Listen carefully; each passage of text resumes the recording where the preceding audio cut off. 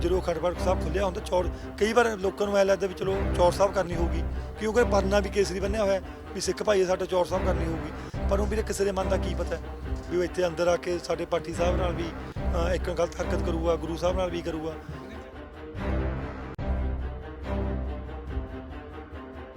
ਸਾਨੂੰ ਇੱਕ ਜ਼ਰੂਰ ਸ਼ਿਕਾਇਤ ਮਿਲੀ ਅੱਜ ਵੀ ਇੱਥੇ ਜਿਹੜੇ ਸਾਡੇ ਸੇਵਾਦਾਰ ਆ ਇੱਕ ਦੇ ਗੇਟ ਤੇ ਕੱਲ੍ਹ ਵੀ ਉਹ ਲੰਗਰ ਛਕਣ ਚਲੇ ਗਿਆ ਉਹ ਟਾਈਮ ਉਨੀ ਦੇਰ ਦੇ ਵਿੱਚ ਉਹ ਸਮਾਂ ਉਹਨੂੰ ਇਨਸਾਨ ਨੂੰ ਮਿਲ ਗਿਆ ਤੇ ਉਹ ਅੰਦਰ ਵੜ ਗਿਆ ਬੂਟ ਪਾ ਕੇ ਤੇ ਉਹਦੇ ਵਾਸਤੇ ਵੀ ਅਸੀਂ ਹੁਣ ਦੋ ਕਰੂੰਗੇ ਕੱਲ੍ਹ ਤੇ ਵੀ ਇੱਕ ਕੋਈ ਜਾਊਗਾ ਦੂਆ ਉੱਥੇ ਖੜੇ ਉਨੀ ਦੇਰ ਤੇ ਉਹ ਵੀ ਨਵੇਂ ਮੁੰਡੇ ਖੜਾਉਂਗੇ ਹੁਣ। ਜੇ ਕਿਸੇ ਬੰਦੇ ਨੇ ਹੁਣ ਕੋਈ ਇਹੋ ਜਿਹੀ ਘਟਨਾ ਘਟਾਈ ਗੁਰਦੁਆਰਾ ਸਾਹਿਬ ਜਾ ਕੇ ਤਾਂ ਉਹ ਬਚ ਕੇ ਨਹੀਂ ਜਾਊਗਾ। ਅਸੀਂ ਆਪਣੇ ਸਾਰੇ ਸੇਵਾਦਾਰਾਂ ਨੂੰ ਸਖਤ ਕਹਿਤਾ ਵੀ ਮਾਰ ਕੇ ਸਾਡੇ ਕੋਲ ਆਉਣਾ ਐ ਨਹੀਂ ਕਹਿਣਾ ਕਿ ਵੀ ਉਹਨੇ ਕਰਤੀ ਕਰਦੇ ਵੇ ਐ ਨਹੀਂ ਕਹਿਣਾ ਕਰਤੀ ਐ ਕਹਿਣਾ ਵੀ ਮੈਂ ਮਾਰਿਆ ਪਿਆ ਉਹ ਬਈ ਮੈਂ ਹੁਣ ਆ ਗਿਆ ਹੁਣ ਦੱਸੋ ਕਿਆ ਕਰਨਾ।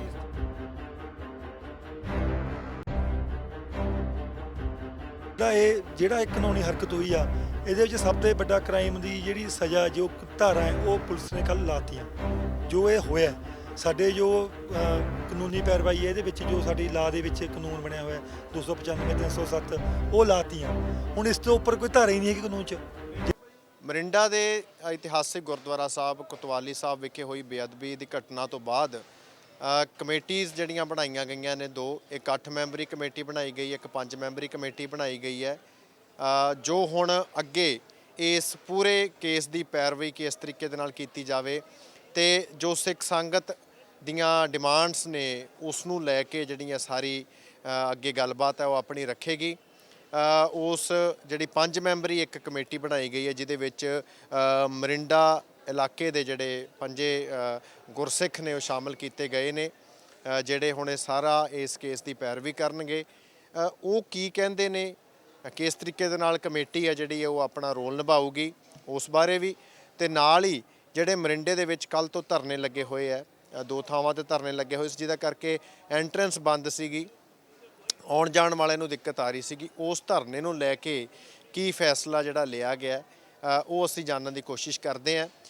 ਅਕਾਲੀ ਦਲ ਦੇ ਆਗੂ ਨੇ ਜੁਗਰਾਜ ਸਿੰਘ ਉਹ ਜਿਹੜੇ ਇਸ ਪੂਰੇ ਮੈਟਰ ਦੇ ਵਿੱਚ ਇਨਵੋਲਵਡ ਨੇ ਉਹ ਬਣੇ ਹੋਏ ਨੇ ਜੁੜੇ ਹੋਏ ਨੇ ਉਹਨਾਂ ਨਾਲ ਗੱਲਬਾਤ ਕਰਦੇ ਹਾਂ ਤੇ ਜਿਹੜੀ 5 ਮੈਂਬਰੀ ਕਮੇਟੀ ਦੇ ਮੈਂਬਰ ਨੇ ਮਨਦੀਪ ਸਿੰਘ ਉਹਨਾਂ ਨਾਲ ਗੱਲਬਾਤ ਕਰਦੇ ਹਾਂ। ਦੁਨੀਆ ਦੇ ਵਿੱਚ ਜਿੱਥੇ ਸਿੱਖ ਬੈਠੇ ਉਹਨਾਂ ਦੇ ਹਿਰਦੇ ਜਿਹੜੇ ਵਲੂੰਦਰੇ ਗਏ ਆ ਤੇ ਉਹਨੂੰ ਵੱਧ ਤੋਂ ਵੱਧ ਕਿਸ ਤਰੀਕੇ ਦੇ ਨਾਲ ਅਸੀਂ ਸਾਡੇ ਆਪਣੇ ਪ੍ਰਬੰਧ ਅਸੀਂ ਠੀਕ ਕਰ ਸਕਦੇ ਹਾਂ ਇਹਦੇ ਵੱਲ ਅੱਜ ਸਾਡੇ ਸਾਰੇ ਸਿੱਖ ਕੌਮ ਨੂੰ ਸਿਰ ਜੋੜ ਕੇ ਬੈਠਣ ਦੀ ਅਸੀਂ ਅਪੀਲ ਕੀਤੀ ਤੇ ਉਹ ਸਾਡੀ ਬੇਨਤੀ ਤੋਂ ਬਾਅਦ ਇੱਥੇ ਸੰਗਤ ਸਾਰੀ ਗੁਰਦੁਆਰਾ ਸਾਹਿਬ 'ਚ ਇਕੱਠੀ ਹੋਈ ਤੇ ਸਿਆਣੇ ਸੱਜਣ ਸੂਝਵਾਨ ਪ੍ਰਚਾਰਕ ਤੇ ਜਥੇਬੰਦੀਆਂ ਦੇ ਨੁਮਾਇੰਦੇ ਉਹਨਾਂ ਦੇ ਨਾਲ ਰਲ ਕੇ ਇੱਕ ਜਿਹੜਾ ਗੁਰਮਤਾ ਕੀਤਾ ਉਹਦੇ ਵਿੱਚ ਜਿਹੜਾ ਇੱਥੇ ਦਾ ਪ੍ਰਬੰਧ ਹੈ ਉਹ ਡੇਰਾ ਕਾਰ ਸੇਵਾ ਦੇ ਕੋਲ ਸੀਗਾ ਤੇ ਉਸ ਤੋਂ ਉਹਨੂੰ ਲੱਗਿਆ ਵੀ ਇੱਥੇ ਅਣਗਹਿਲੀ ਹੋਈ ਹੈ ਜਿਹੜੀ ਉਹਦੇ ਵਿੱਚ ਉਹ ਥੋੜਾ ਜਿਹਾ ਰੋਲ ਹੈਗਾ ਸੀਗਾ ਪਹਿਰੇਦਾਰਾਂ ਦਾ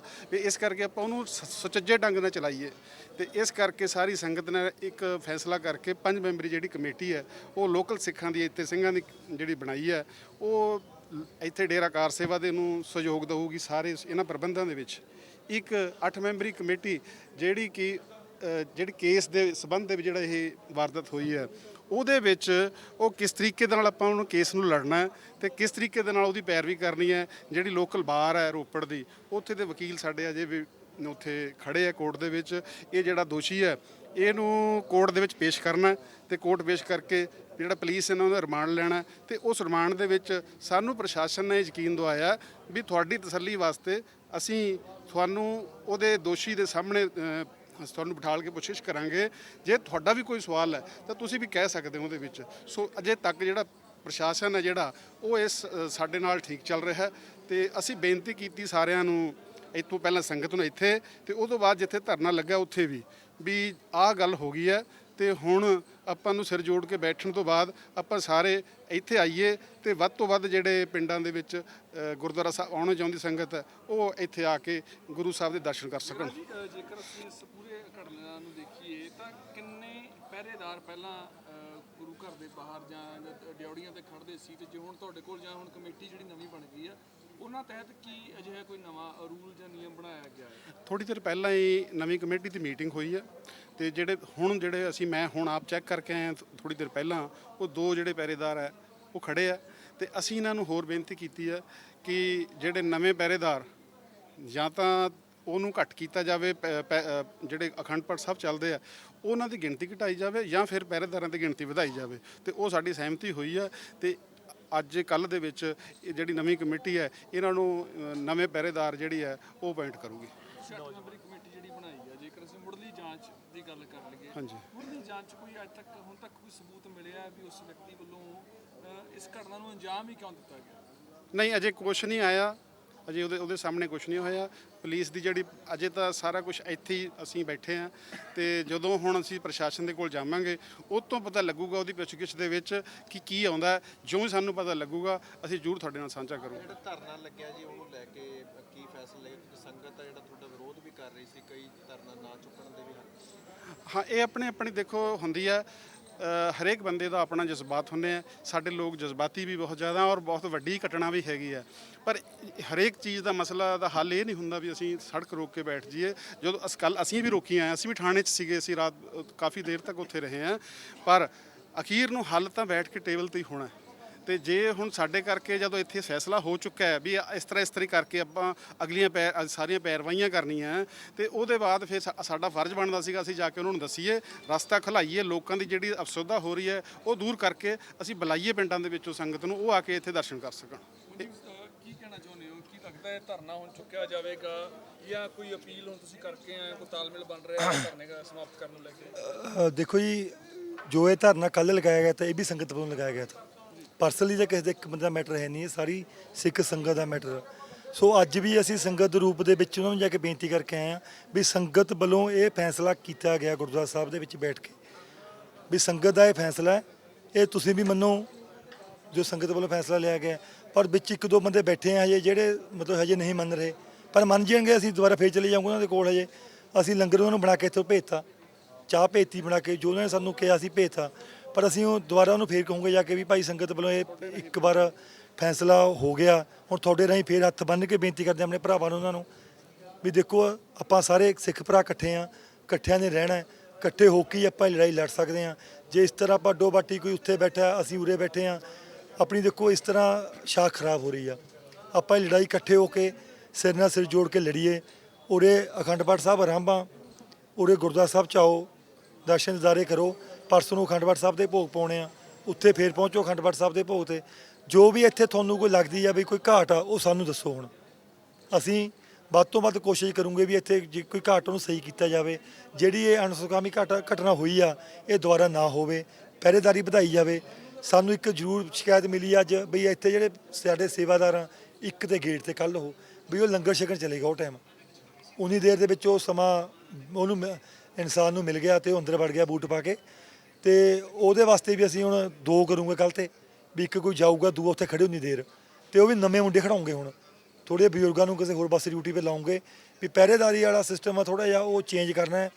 ਤੇ ਹੁਣ ਇੱਕ ਗੱਲ ਵੀ ਹੋਣੀ ਆ ਵੀ ਰੱਬ ਨਾ ਕਰੇ ਜੇ ਕੋਈ ਡਿੱਕੇ 'ਚ ਆ ਗਿਆ ਭਰਾਵਾ, ਤੇ ਬਚ ਕੇ ਨਹੀਂ ਜਾਊਗਾ। ਹੁਣ ਉਹ ਜੇ ਕਿਸੇ ਬੰਦੇ ਨੇ ਹੁਣ ਕੋਈ ਇਹੋ ਜਿਹੀ ਘਟਨਾ ਘਟਾਈ ਗੁਰਦੁਆਰਾ ਸਾਹਿਬ 'ਚ ਆ ਕੇ ਤਾਂ ਉਹ ਬਚ ਕੇ ਨਹੀਂ ਜਾਊਗਾ। ਅਸੀਂ ਆਪਣੇ ਸਾਰੇ ਸੇਵਾਦਾਰਾਂ ਨੂੰ ਸਖਤ ਕਹਿਤਾ ਵੀ ਮਾਰ ਕੇ ਸਾਡੇ ਕੋਲ ਆਉਣਾ, ਐ ਨਹੀਂ ਕਹਿਣਾ ਕਿ ਵੀ ਉਹਨੇ ਕਰਤੀ ਕਰਤੇ ਵੇ, ਐ ਨਹੀਂ ਕਹਿਣਾ ਕਰਤੀ, ਐ ਕਹਿਣਾ ਵੀ ਮੈਂ ਮਾਰਿਆ ਪਿਆ ਉਹ ਬਾਈ ਮੈਂ ਹੁਣ ਆ ਗਿਆ, ਹੁਣ ਦੱਸੋ ਕਿਆ ਕਰਨਾ। ਇਸ ਚੀਜ਼ ਨੂੰ ਲੈ ਕੇ ਹੁਣ ਜਿਹੜਾ ਰੌਲਾ ਪੈ ਰਿਹਾ ਜੀ, ਉਹ ਕਹਿ ਰਹੇ ਨੇ ਵੀ ਉਹ ਪੁਲਿਸ ਦੇ ਹਵਾਲੇ ਕਿਉਂ ਕੀਤਾ, ਉਹ ਪਹਿਲਾਂ ਹੀ ਉੱਥੇ ਸਾਨੂੰ ਦੇ ਦੇਣਾ ਚਾਹੀਦਾ ਸੀ। ਨਹੀਂ ਉਹ ਸਾਨੂੰ ਵੀ ਨਹੀਂ ਉਹ ਹਾਂ ਵੀਰ, ਉਹ ਬਿਲਕੁਲ ਲੋਕ ਸਹੀ ਕਹਿ ਰਹੇ ਆ ਜੀ। ਉਹ ਸਾਨੂੰ ਵੀ, ਅਸੀਂ ਉਹ ਇਨਸਾਨ ਆ ਜਿਹੜੇ ਜਦੋਂ ਇੱਥੇ ਰੌਲਾ ਪਿਆ ਇਨਸੀਡੈਂਟ ਹੋਇਆ ਅਸੀਂ ਸਭ ਤੋਂ ਪਹਿਲਾਂ ਆਏ ਆ। ਅਸੀਂ ਆ ਕੇ ਸੁੱਖ ਆਸਣ ਵਗੈਰਾ ਇੱਥੇ ਕਰਵਾਇਆ ਗੁਰੂ ਗ੍ਰੰਥ ਸਾਹਿਬ ਦਾ। ਸਾਡੇ ਬਸ ਸਮਝ ਲਓ ਵੀ ਤੁਸੀਂ, ਅਸੀਂ ਆ ਗੇਟ ਤੇ ਉਹ ਪੁਲਿਸ ਲੈ ਕੇ ਲੰਘ ਗਈ ਉਹਨੂੰ ਇੰਨੀ ਦੇਰ 'ਚ, ਸਾਨੂੰ ਮਤਲਬ ਮਿਲਿਆ ਹੀ ਨਹੀਂ ਇੱਥੇ ਆਇਆਂ ਨੂੰ। ਉਹ ਜਿਹੜੇ ਪਹਿਲੇ ਵੀ ਸੱਜਣ ਬੈਠੇ ਤੇ ਇੱਥੇ, ਚਲੋ ਹਰੇਕ ਬੰਦਾ ਦਲੇਰ ਨਹੀਂ ਹੁੰਦਾ, ਵਿੱਚ ਬੀਬੀਆਂ ਬੀਤੀਆਂ ਉਹ ਸਾਰਿਆਂ ਨੇ ਚਲੋ ਹੌਸਲਾ ਨਹੀਂ ਕਰਿਆ ਇੰਨਾ ਵੀ ਉਹਨੂੰ ਫੜ ਕੇ ਰੱਖ ਸਕਣ। ਇੱਕ ਤੁਸੀਂ ਸਮਝ ਸਕਦੇ ਆ ਵੀ ਅਚਨਚੇਤ ਹੋਇਆ ਉਹ, ਕਿਸੇ ਨੂੰ ਪੈਸਾ ਪਤਾ ਨਹੀਂ ਹੁੰਦਾ ਵੀ ਮੈਨੂੰ ਕੋਈ ਆ ਕੇ ਟੱਚ ਕਰੂਗਾ। ਉਹ ਐਡੇ ਪਵਿੱਤਰ ਸਥਾਨ ਦੇ ਉੱਤੇ ਲੋਕ ਆ ਕੇ ਨੱਕ ਰਗੜਦਾ ਆਪਣਾ, ਤੇ ਇੱਕ ਬੰਦਾ ਜੁੱਤੀ ਪਾ ਕੇ ਅਚਨਚੇਤ ਆ ਕੇ ਪਿੱਛੇ ਦੇਖੋ ਉਰੇ ਆ ਕੇ ਸੰਗਤ ਚੌਰ ਸਾਹਿਬ ਵੀ ਕਰਦੀ ਆ। ਗ੍ਰੰਥ ਸਾਹਿਬ ਦੇ ਗੁਰੂ ਜਦੋਂ ਅਖੰਡ ਪਾਠ ਸਾਹਿਬ ਖੁੱਲਿਆ ਹੁੰਦਾ ਚੌਰ, ਕਈ ਵਾਰ ਲੋਕਾਂ ਨੂੰ ਐ ਲੱਗਦਾ ਵੀ ਚਲੋ ਚੌਰ ਸਾਹਿਬ ਕਰਨੀ ਹੋਊਗੀ, ਕਿਉਂਕਿ ਪਰਨਾ ਵੀ ਕੇਸਰੀ ਬੰਨਿਆ ਹੋਇਆ ਵੀ ਸਿੱਖ ਭਾਈ ਸਾਡਾ ਚੌਰ ਸਾਹਿਬ ਕਰਨੀ ਹੋਊਗੀ, ਪਰ ਉਹ ਵੀਰੇ ਕਿਸੇ ਦੇ ਮਨ ਦਾ ਕੀ ਪਤਾ ਵੀ ਉਹ ਇੱਥੇ ਅੰਦਰ ਆ ਕੇ ਸਾਡੇ ਪਾਠੀ ਸਾਹਿਬ ਨਾਲ ਵੀ ਇੱਕ ਗਲਤ ਹਰਕਤ ਕਰੂਗਾ, ਗੁਰੂ ਸਾਹਿਬ ਨਾਲ ਵੀ ਕਰੂਗਾ। ਮਨਦੀਪ ਜੀ, ਹੁਣ ਜਿਹੜੀ ਪੁਲਿਸ ਜੋ ਪ੍ਰਸ਼ਾਸਨ ਜੋ ਕਾਰਵਾਈ ਕਰ ਰਿਹਾ, ਜੋ ਧਾਰਾਵਾਂ ਲਾਈਆਂ ਗਈਆਂ ਨੇ, ਤੁਹਾਡੀਆਂ ਕਮੇਟੀਆਂ ਉਹ ਧਾਰਾਵਾਂ ਤੇ ਸੰਤੁਸ਼ਟ ਹੈ ਤੇ ਜੇਕਰ ਕਾਰਵਾਈ ਨਿਰਪੱਖ ਹੋ ਰਹੀ ਹੈ ਤਾਂ ਸੰਤੁਸ਼ਟੀ ਪ੍ਰਗਟਾ ਰਹੇ ਹੋ? ਨਹੀਂ ਦੇਖੋ ਜੀ, ਇਹ ਜਿਹੜਾ ਇੱਕ ਕਾਨੂੰਨੀ ਹਰਕਤ ਹੋਈ ਆ, ਇਹਦੇ ਵਿੱਚ ਸਭ ਤੋਂ ਵੱਡਾ ਕ੍ਰਾਈਮ ਦੀ ਜਿਹੜੀ ਸਜ਼ਾ ਜੋ ਧਾਰਾ ਹੈ ਉਹ ਪੁਲਿਸ ਨੇ ਕੱਲ੍ਹ ਲਾਤੀਆਂ। ਜੋ ਇਹ ਹੋਇਆ ਸਾਡੇ ਜੋ ਕਾਨੂੰਨੀ ਪੈਰਵਾਈ ਹੈ ਇਹਦੇ ਵਿੱਚ ਜੋ ਸਾਡੀ ਲਾਅ ਦੇ ਵਿੱਚ ਕਾਨੂੰਨ ਬਣਿਆ ਹੋਇਆ 295 307 ਉਹ ਲਾਤੀਆਂ।